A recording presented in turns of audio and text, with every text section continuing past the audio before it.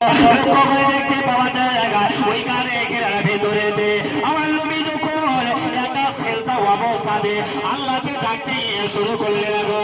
আমার নবী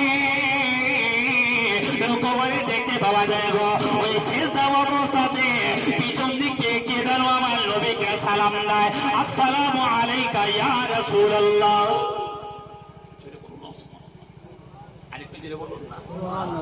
বাবু আমি আপনাকে সালাম দেব, আসসালামু আলাইকুম, আপনারা আমাকে সালাম দেবেন, আসসালামু আলাইকুম, ঠিক কিনা বলুন? আচ্ছা কোম যারা আরবি গ্রামার জানে এরা জানে কোমটা হলো দুইয়ের অধিক তিনজন, তাদের জন্য কোম শব্দটা ব্যবহার হয়, আর কা শব্দটা ব্যবহার অনলি ফর একার জন্য।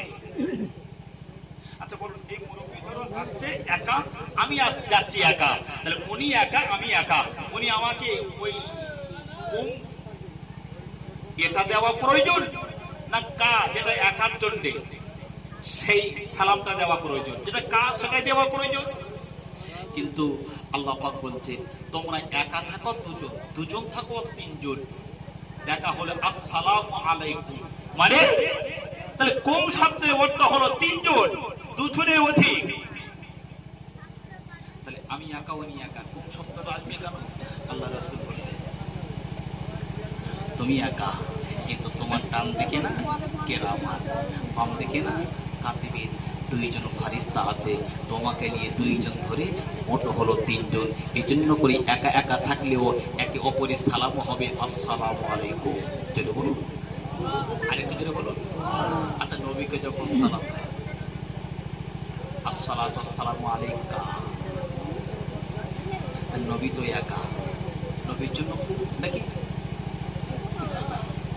আমার আল্লাহ জানিয়ে দেব আমার নবী গো, আমার নবী মহারা নবী বাবার নবী, আমার নবী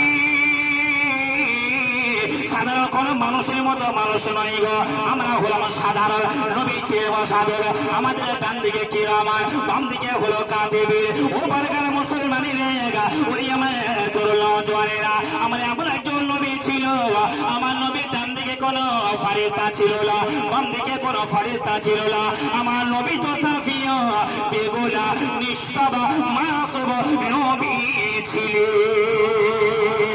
আর একটু জোরে বলুন সুবহানাল্লাহ। আমার নবী সিজদা থেকে মাথা যখন তুলেছে পিছন দিক থেকে কে যেন আমার নবীকে সালাম দিচ্ছে, আসসালাতু ওয়াসসালামু আলাইকা ইয়া রাসূলুল্লাহ, আসসালাতু ওয়াসসালামু আলাইকা ইয়া